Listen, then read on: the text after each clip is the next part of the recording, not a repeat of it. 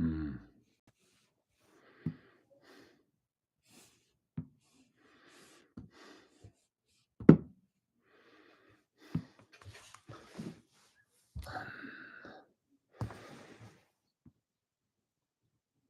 Whoa. Whoa. It's the illusion reporting from somewhere on spaceship Earth. We are present and accounted for here on this 13th day of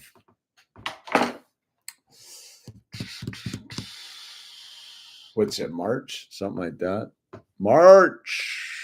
Marching to the madness. Whoa, what's going on? All right, we're here for a Sober Wednesday. Sober Wednesday in the house. What's going on, everybody? And I guess we should do what we always do. Open this with a little serenity prayer.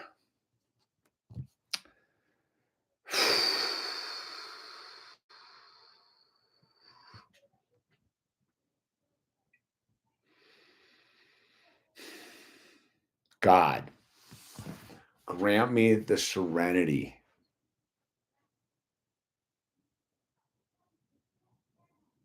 God, grant me the serenity to accept the things I cannot change, the courage to change the things I can, and the wisdom to know the difference. Boom, boom, boom. Amen. Amen. All right. So this is an hour, or this is till 7:30, dedicated to those who suffer.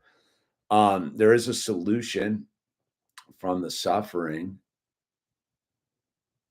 It's usually a bountiful relationship with higher power, aka God.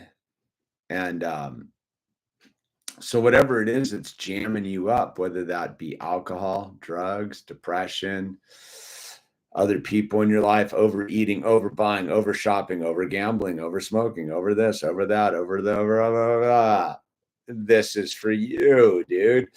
This is for you. And we're not affiliated with any group in any way. We are an group of people that are in to do better one day at a time. Do better one day at a time, yo. So we're here Wednesday, and I kind of forget what I do, dude. Let's see. I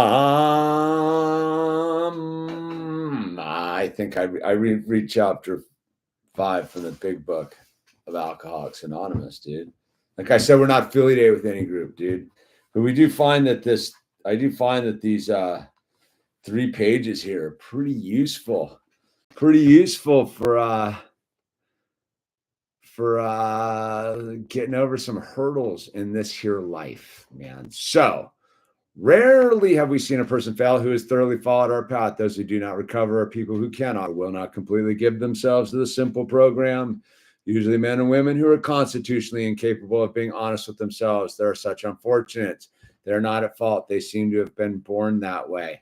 They're naturally incapable of grasping and developing a manner of living which demands rigorous honesty. Their chances are less than average. There are those too who suffer from grave emotional and mental disorders, but many of them do recover if they have the capacity to be honest. Our stories disclose in a general way what we used to be like, what happened, and what we are like now.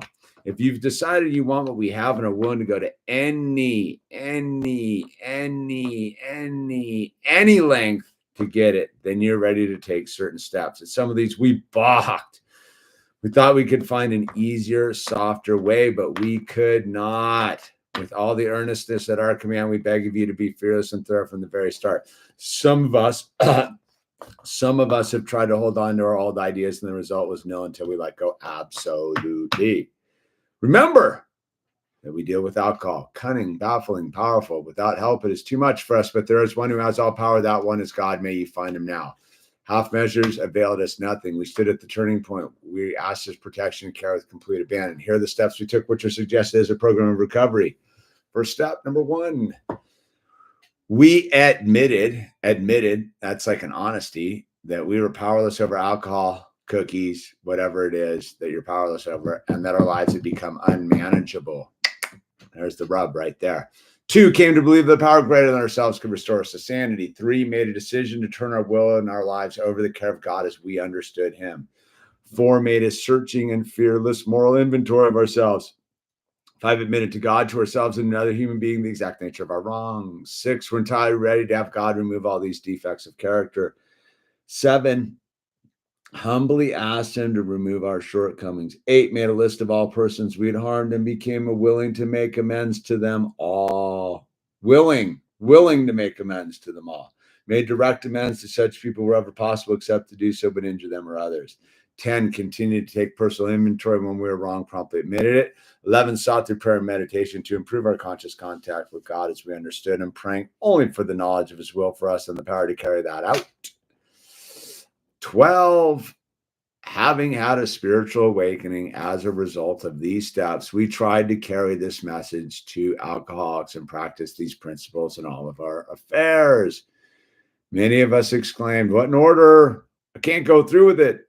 Do not be discouraged. No one among us has been able to maintain anything like perfect adherence to these principles. We are not saints. The point is that we are willing to grow along spiritual lines. The principles we have set down are guides to progress. We claim spiritual progress rather than spiritual perfection. Our description of the alcoholic, the chapter of the agnostic, and our personal adventures before and after make clear 3 pertinent ideas. A, that we were alcoholic and could not manage our own lives. B, that probably no human power could have relieved our alcoholism. And C, that God could and would if he were sought. There you go, dude. That's how it works. But it's like a car. You got to get in and start it if you want it to work. You can stare at the car all you want. It ain't going to drive you nowhere. You got to get in it. Turn the key. And then go on your adventures. Right?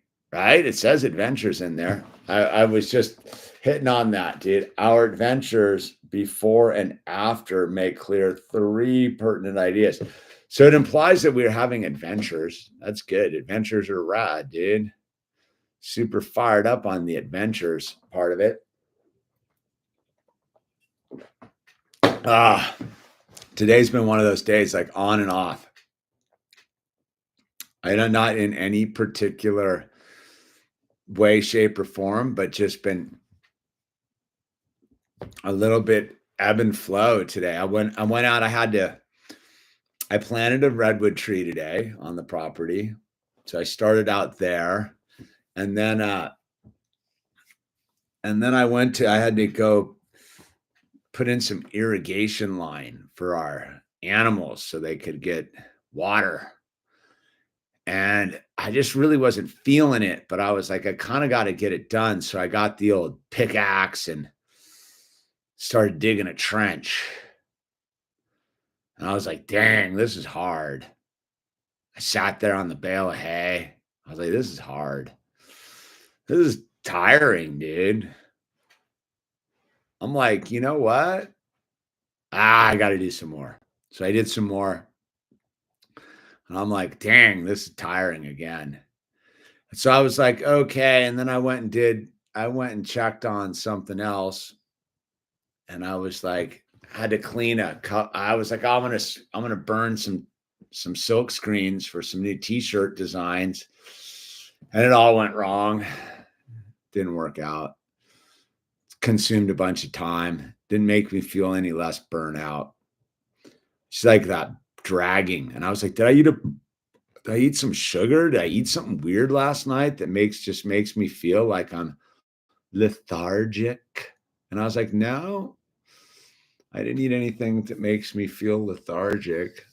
I don't know. And then I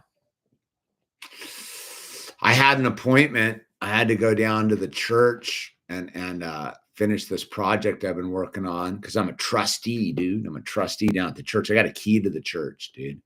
I got a key to a church, dude. How is that? That tells you something, dude. Yeah, that's an adventure. I got a key to a church, dude. Unlocks every door in the church. Trusted member of the community, trusted member of my church, dude. Give me a key. So yeah, I got a key to the church. But anyway, I went down there at 2 and I had to like putty holes in this basin case I'd been putting up. It was super like super tedious. That kind of job, that kind of thing, you're like, it didn't help me feel unburnt out. And then I went to talk to this one of the members of the church makes t-shirts. So I went to see about getting the new Talons Out t-shirt in color graphics. And we ended up talking for like an hour and a half. Super cool dude. We're on the same page about a lot of stuff, dude. A lot of stuff we're on the same page about. And then I came back and I got back in and dug like another 20 feet of trench. Got in there for a minute. I was like, I kind of had that momentum where I was like, oh, dude, like, yeah, I'm gonna get in there and dig some more trench, yo. So I'm 2/3 of the way where I need to be, dude. 2/3 of the way there, dude. And yeah, I gotta go under a bush tomorrow. So, and under some other pipes, but whatever, dude. Just whatever, dude. But I got it, and then I was sitting here and I was getting kind of burned again. I was like, it's sober Wednesday, and then I wasn't quite feeling it. And then my wife just got a call that like one of our friends just died in his sleep, dude, due to a heart malfunction. About my age, I think. Maybe a little younger. About my age, though. Yeah, well, we all know how that happens. But yeah, and then so I was like, I better pull off a sober Wednesday, dude. And just like grateful to be alive, dude. Grateful to be alive, dude. Grateful to not live in fear either, man.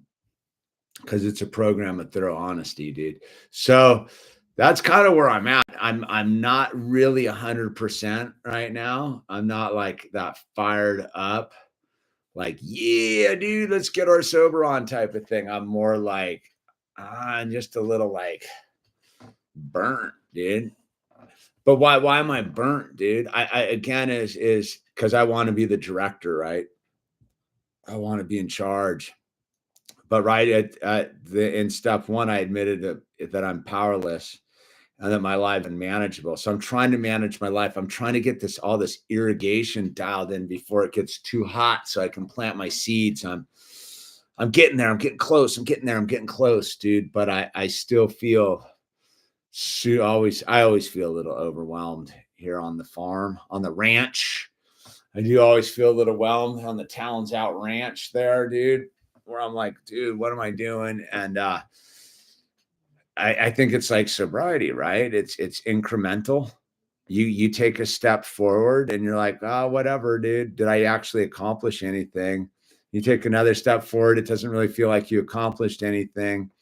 And then like a couple years later, you're like, dang, dude, I got some stuff going on around here, dude. So it's sort of like that. Like I feel like that. I feel like my sobriety right now. Like I am, but I'm in search of like a spiritual experience. And then I got to go back to what I heard that old timer say in St. George, Utah. A spiritual experience is sometimes just not drinking today. And I'm like, yeah, dude. Like, so that's my spiritual experience for today is I'm not gonna drink any alcohol. I'm not gonna take any drugs. That's a pretty good spiritual experience, right? What's going on, 365? I gotta upload your bowl cut, dude. But that's a different video for a different time.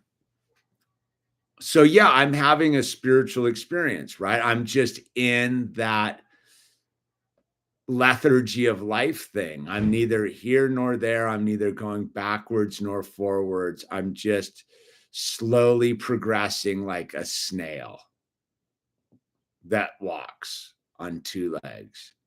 So I gotta like I should go out there in the middle of the night and finish that ditch, that trench, right? Full headlamp trenching. Dude, I was trying to clean my screens for my silk screen stuff, and I was hosing some stuff down, and I hosed a little baby bunny out of its little baby bunny burrow, and it was all wet and kind of looked at me, and I was like, "Oh, there's a cute little baby bunny right there. Look at the baby bunny, dude." And yeah, so the baby bunny was cool, dude. I saw a baby bunny today, baby bunny. And sometimes like that's all you get. That's all you get sometimes. And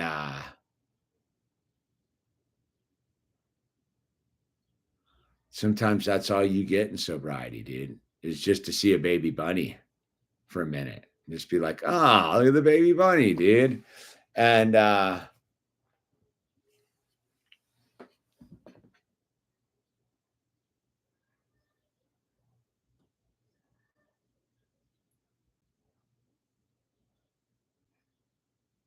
yeah, boy, I was trying to make the bunny hole t-shirts today. They were not cooperating, but I didn't let it get me down. I was just like, okay, regroup, do it again. So it's what do we got going on, dude?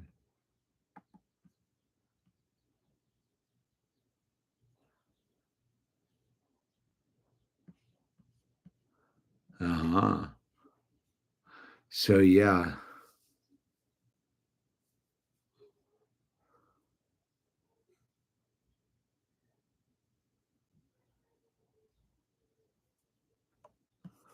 So yeah. So that's where I'm at. What do we got? What are we getting into here on this sober Wednesday? Checking in from sunny Florida, the far out aliens, dude. Florida man's alive and well, dude. I don't know, dude. This too shall pass. This too shall pass. That's all I do know is this too shall pass. So I don't even have to get too attached to it on any way, shape, or form, dude. What should we get into? Someone throw me a suggestion, dude. Like I said, I'm only percentagely here, dude. I am not on the I'm not on the full bandwagon, dude. My wife did make me a couple rad sandwiches, but I had them late in the day. I thought I was hungry. There's a moment. Yeah, we're keeping to the subject matter of sobriety, dude. Like that's not what we're not.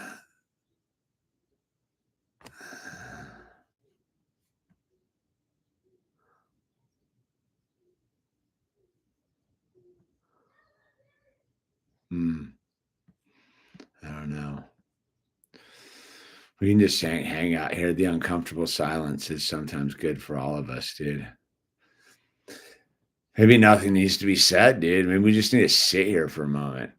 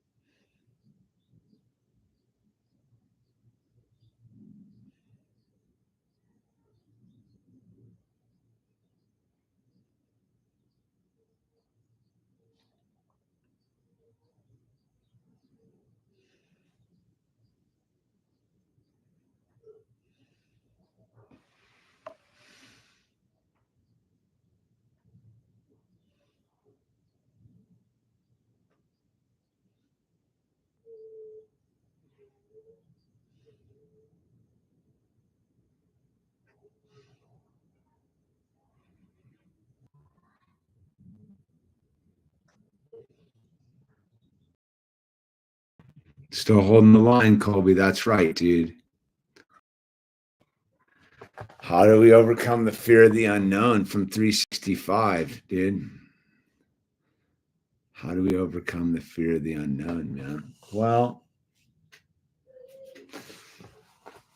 that's why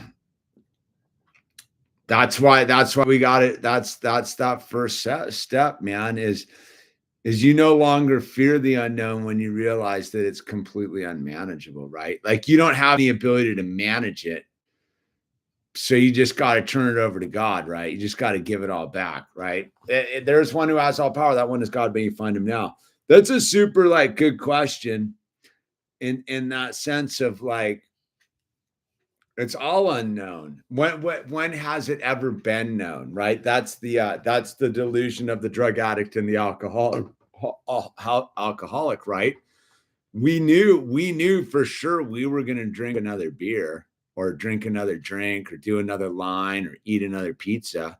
Like we knew that. Like that was the beauty of addiction, right? You just knew what was next. It's more of whatever you were addicted to, right? So you knew, like, so when you get sober, by the very nature of sobriety, you'll never know what's coming in the future. You'll never, so you can't fear the future, dude.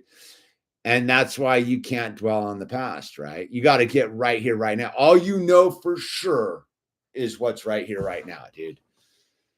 Like all I know for sure is I'm sitting here right now and I'm okay.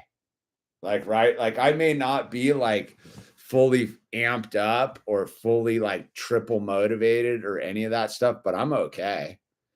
Like I'm not going to drink. I'm not tripping on anything. Like I'm in good health. My ankle's still a little sore from the surfing accident, but like I'm okay. Everything's fine. The bills are paid today. There's food in the fridge.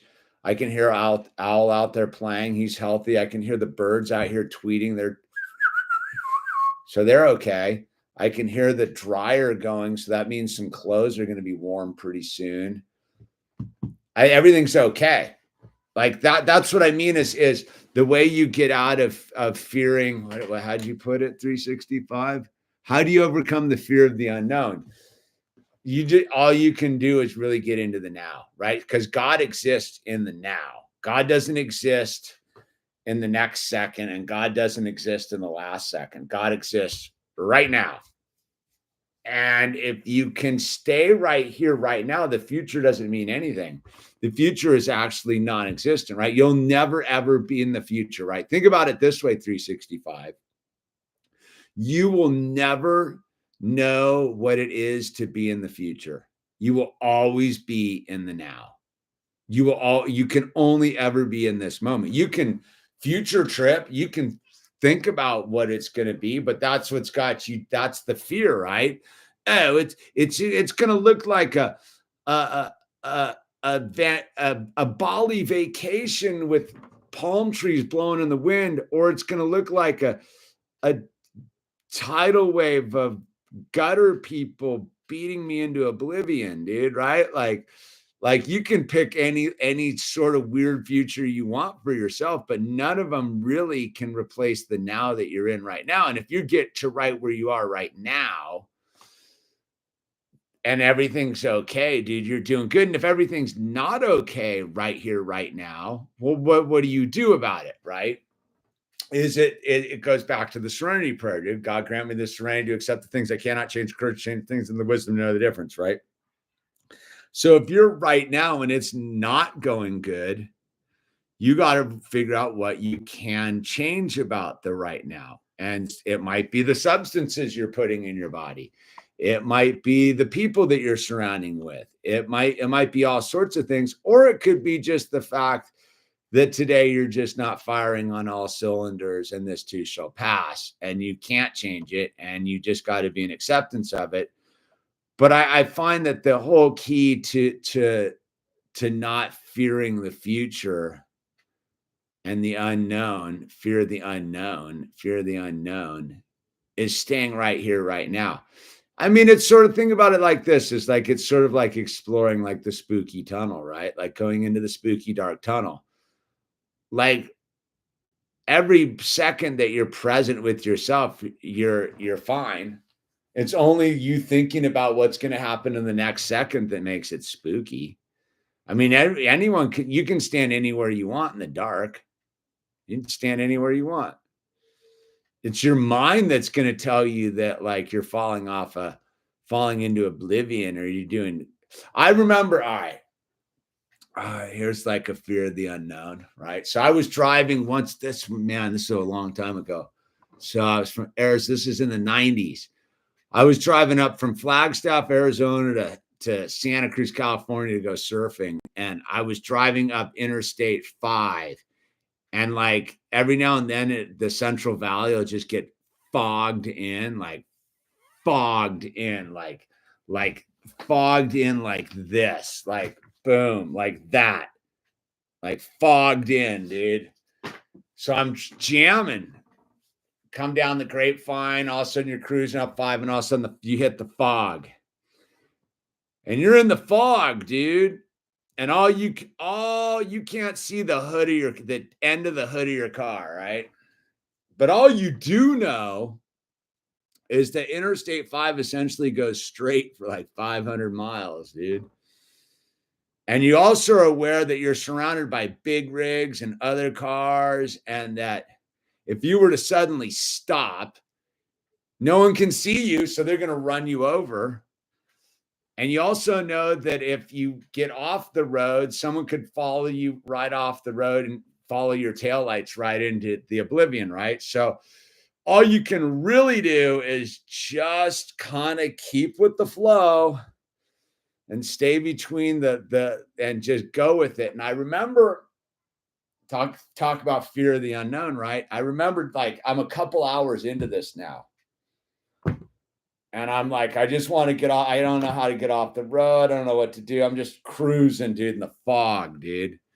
Can't see the end of the hood of my car, dude. Just fucking outer space, man.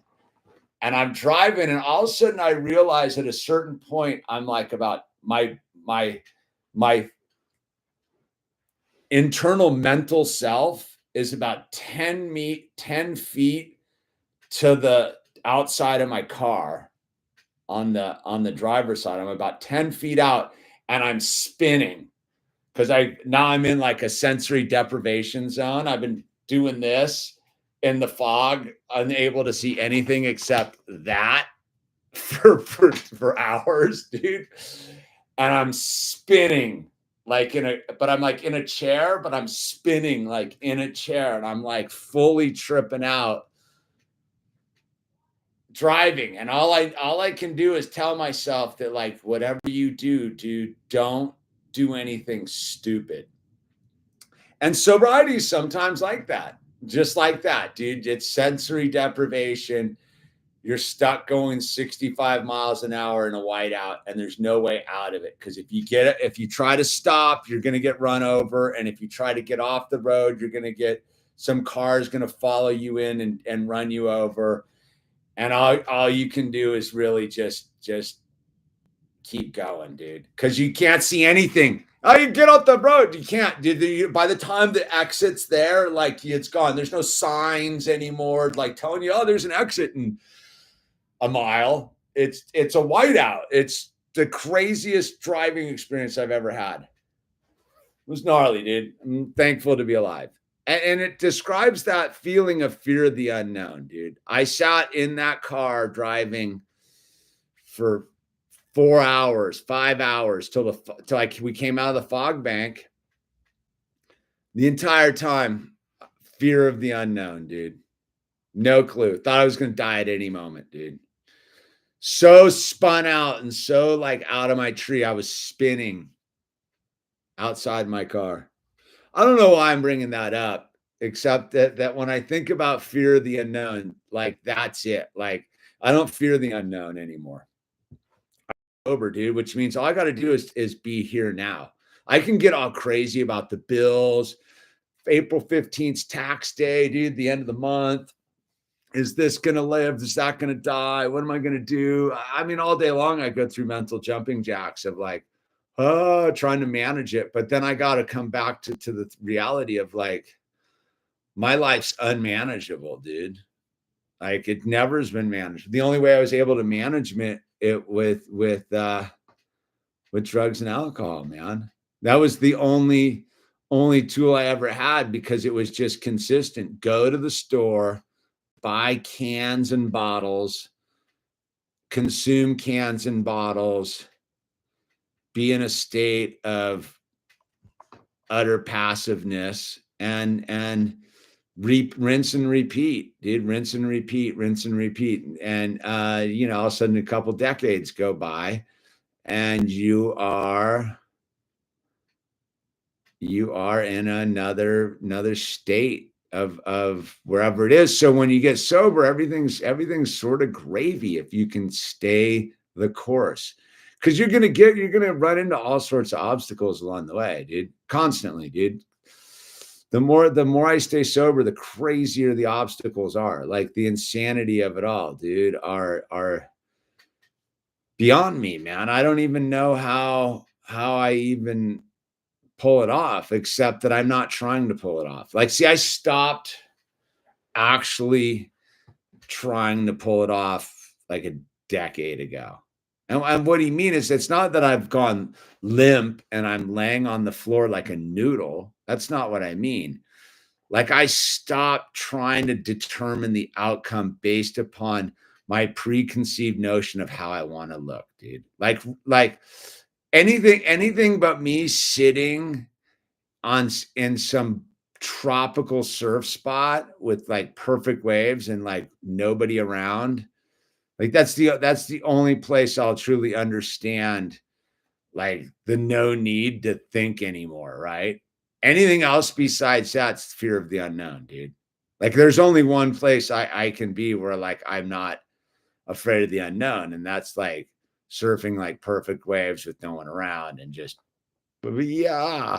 yeah. But that's not my daily experience, right? That's not my sober experience. Like every now and then I kind of luck into that. But for all intents and purposes, every minute of my life is the unknown. I have no idea what's going to happen next. I was coming here to do the Sober Wednesday. I walked in the door. My wife's like, "Oh, so-and-so just died in their sleep." I was like, "Whoa." Dude was sauced, wasn't he? She's like, "Yeah." So, I mean, I don't have to be afraid of that unknown, dude, because I'm like, I've hedged my bet on all sorts of things, dude. So, yeah, I hope that answers your question, 365. Good work, dude. What about excitement of the unknown? Don't get too excited about that.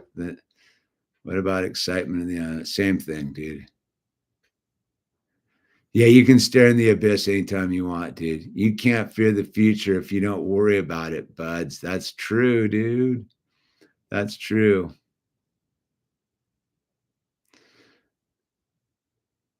Uh-huh. Yeah. Maybe. Maybe. Maybe not. Maybe that dude wasn't ready. Maybe that dude hadn't worked it all out. I don't know, dude. It's not for us to figure out, dude. It starts with honesty first, dude. What's there? I just like you saying, I just like you saying my now sucked. Finally realized that, dude.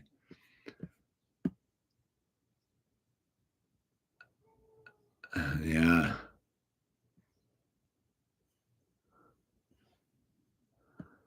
Yeah, I don't know. Anyway, who's got the next one to go down, dude? It seems like an excruciating there's sort of like I only speak of me personally, dude. I want to get do you think anyone can live and always be content, dude? Always be content. Do you think anyone can live and always be content? I don't know. It seems like some have tried. I don't know if they've achieved, man. Maybe. I don't know. That doesn't seem to be the answer though, right? Like if you spent every moment of your life content, I mean, yeah, I guess. Do you think anyone can live and always be content? Yeah, I think it's possible. Because I was starting to think about what content means, right? Like it's not a content has nothing to do with the situation, right? Contentment has to do with the ease of any given situation, right?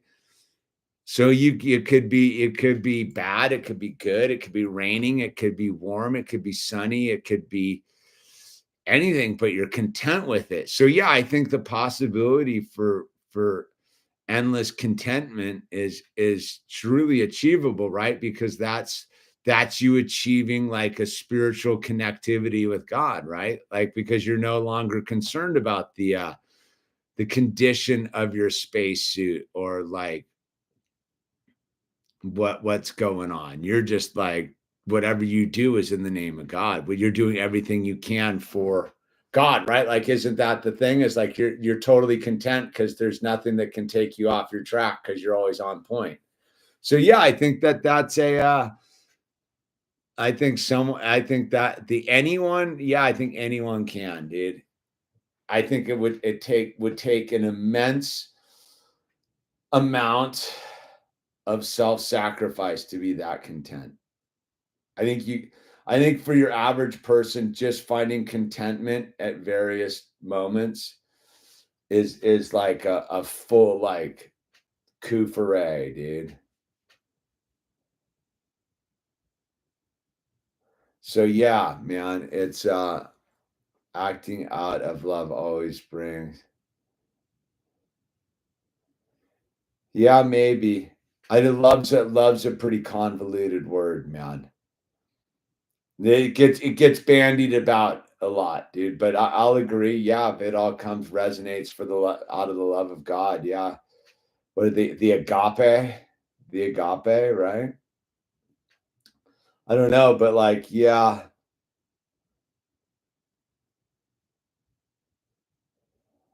it's definitely an interesting paradigm.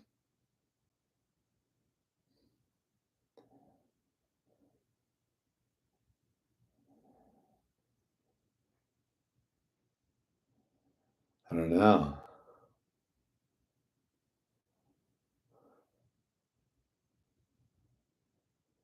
I don't know, man.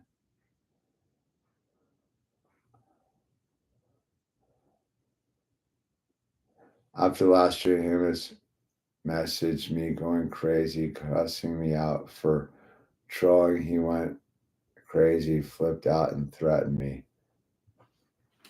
Oh, you're back over here, dude. I like this guy, dude. Who? No one threatened you, dude. You're a bad actor, dude. That's a different. It was on a different channel. Here, dude. You're a bad actor, man. You're at the wrong stream for your weirdness, dude. I don't think you got cussed out, dude.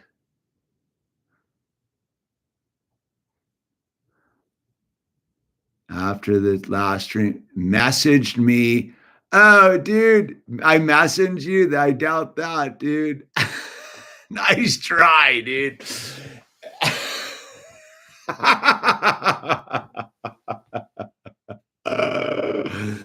First time. Dude, we're just hanging out being sober, man. Yeah.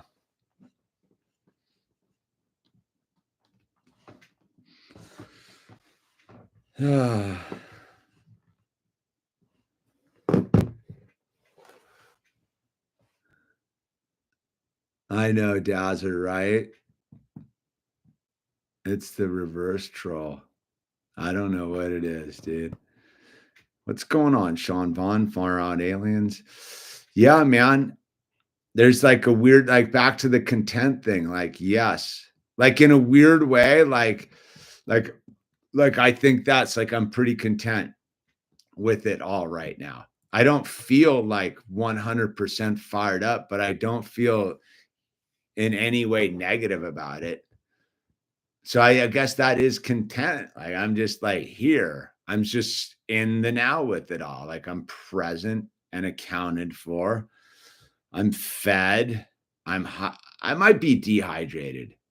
Maybe I'm dehydrated today. I'm not sure, dude. But yeah, I'd say I'm pretty content right now. I could get all sidetracked into a bunch of stuff I need to do, but no, I'm pretty content. Yeah, everything's good, man. Everything's good at this very moment in time and space. So that's fantastic.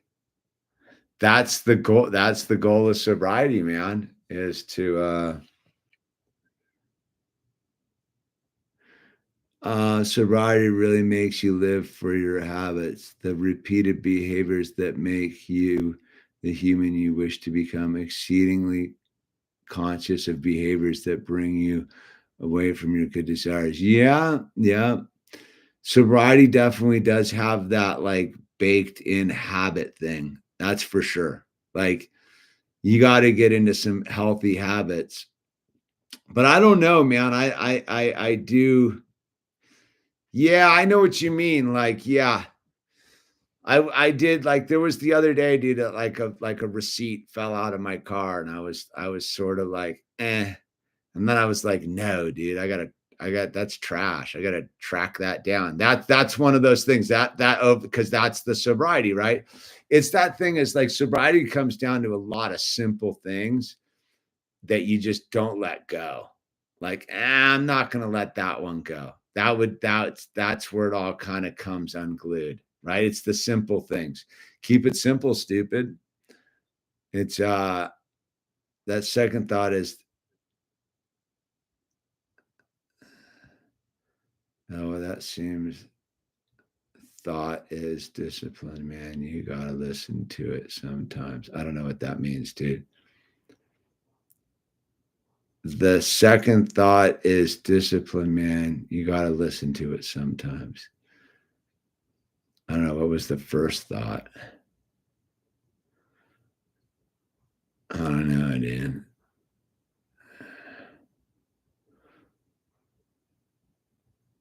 Yo. I don't know, man. Like I said, we're just winging it, dude. We're just winging it without cold beers and drinks and drugs, dude. Ultimately just trying to like pull it off without the need to like black it out, cross it off, dude, right? First thought was there's this weird thing in the corner. I can't read the comment. It wants me to do something. First thought was to let the something go. Oh, the trash go. Yeah. No, exactly. Okay, I got what you're saying. The trash go. No, the first thought wasn't even, the first thought was to let it go. Like, what's the big deal? The second thought is the discipline. Yeah, I see where you're getting at, Christian Morales. Yeah, absolutely. That's the discipline, is to actually like override that, like, well, whatever vibe, and just be like, no, this matters, dude. It doesn't matter in one sense, but it absolutely does matter about a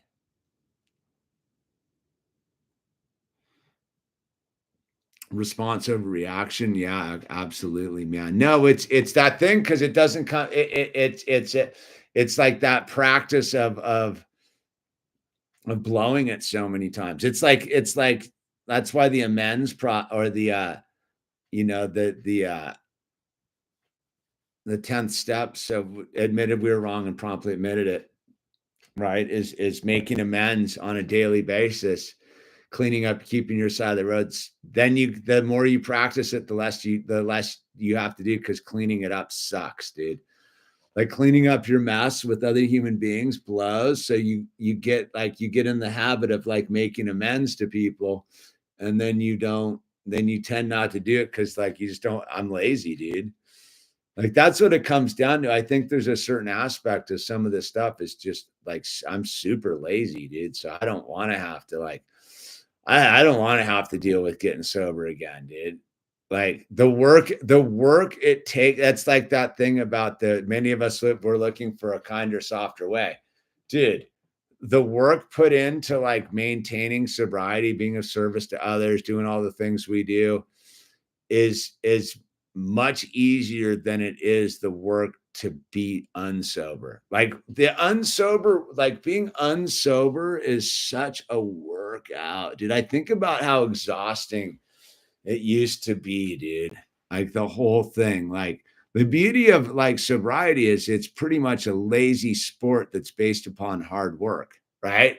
It's that weird thing of like it's like today, like digging the trench for the pipe. It's a lot of work, but it's ultimately because I'm lazy and I'm sick of like dealing with the hose. And I just want it to be simpler and easier because I don't want to have to do this and that. Like it really comes down to like I'm just lazy. So I got to put in hard work to like make myself have to do less. But the interesting thing is I'll end up filling that time with doing another thing to make my life easier again. Like that's sort of the theory, right? Like all the work goes to make my life easier because my personal underlying condition is like I'm super lazy, dude. I don't want to do anything extra, dude.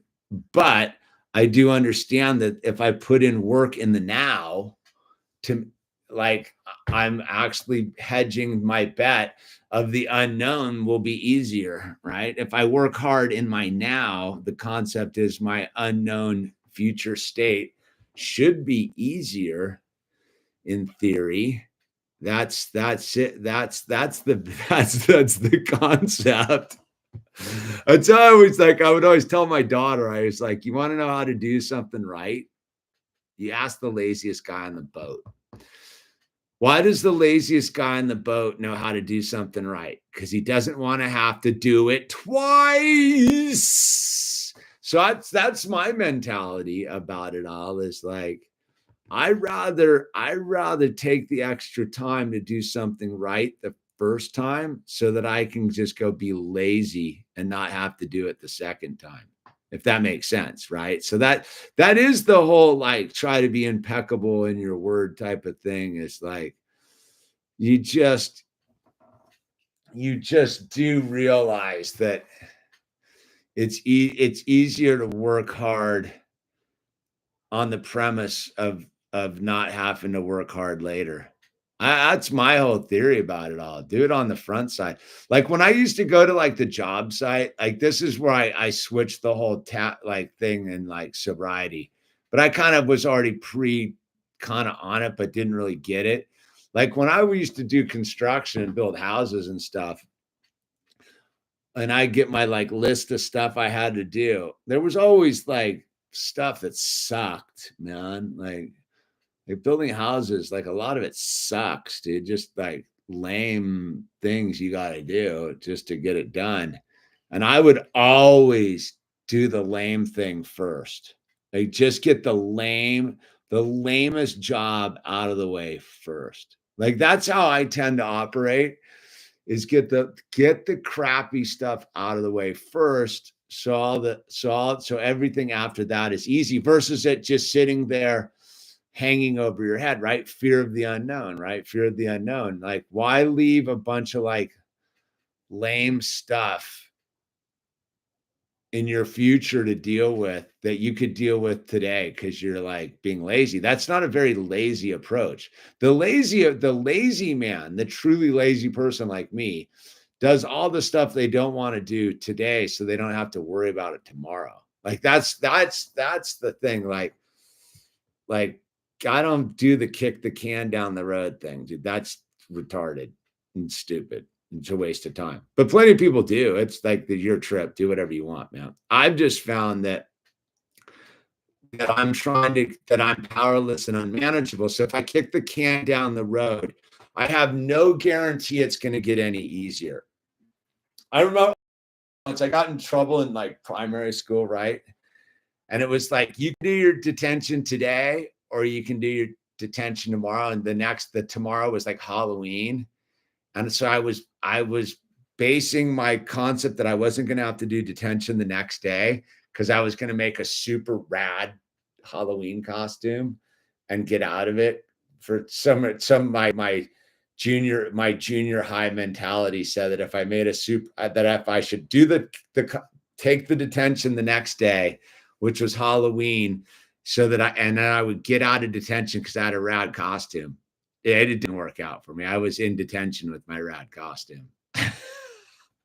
That was one of those early lessons in life where I was like, why do tomorrow what I could do today? Right. And that's like a sober way of thinking. Like, why do tomorrow what I can do today? Why get sober tomorrow when I can get sober today? Right. Like, why go to a meeting tomorrow when I can go to a meeting today? Why make an amends tomorrow when I can make an amends today? Why do anything tomorrow when I could do it today? I mean, one day or day one, dude. Yeah, day one, baby. One day it is today, dude. One day is day one, dude. It's the only day we got, man. Strike while the iron's hot. That's right. Whoa, dude, what the fuck are you doing, dude? No, dude, you kicked the door open. Don't leave, dude. Yeah, you did. I just watched you, dude. No, you kicked the door open. Now leave. Whoa, dude. Dude, that jarred me out of my contentness, dude. I was fully content. Dude, that scared me, dude. Whoa, dude. I felt every muscle on my shoulders just go, ah! I want to do a replay. What did that look like, dude?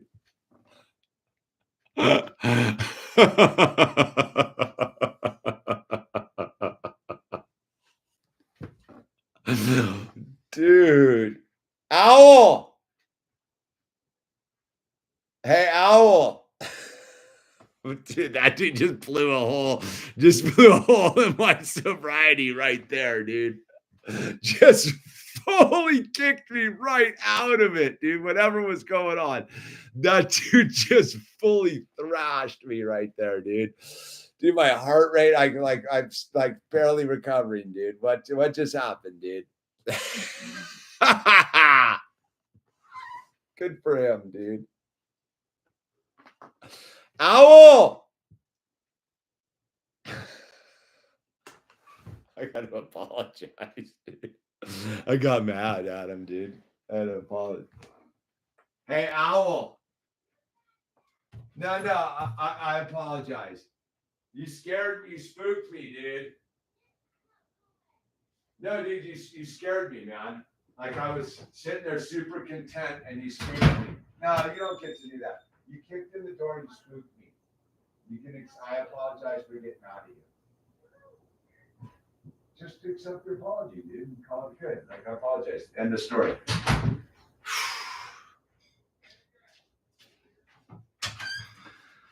Oh boy, dude. All right, we took care of that, dude. Just want to apologize, dude. Now he's mad at me, dude. I'm bad dad. I got the bad dad now. Oh, dude. This sobriety gig ain't easy, bro. I'm in hot water, dude. He's fully mad at me, dude.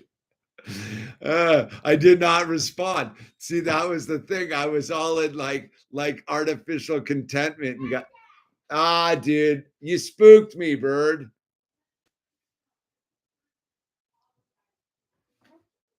he's not accepting my amends, dude. He didn't have to, dude. Well, there you have it, dude. Anyway, it's the let's go out on the serenity prayer. God, grant me the serenity to accept the things I cannot change and the courage to change the things I can, and the wisdom to know the difference. Amen. All right. God bless. We'll be back. We won't be back next week. Wednesday, I should be out exploring Southern Utah with Owl, but we'll be back the week after that. Thanks for hanging out. Get sober while you can, man. It's a great idea, dude. And all right, dude. Let me just delete you, dude. You're tiring. There you go.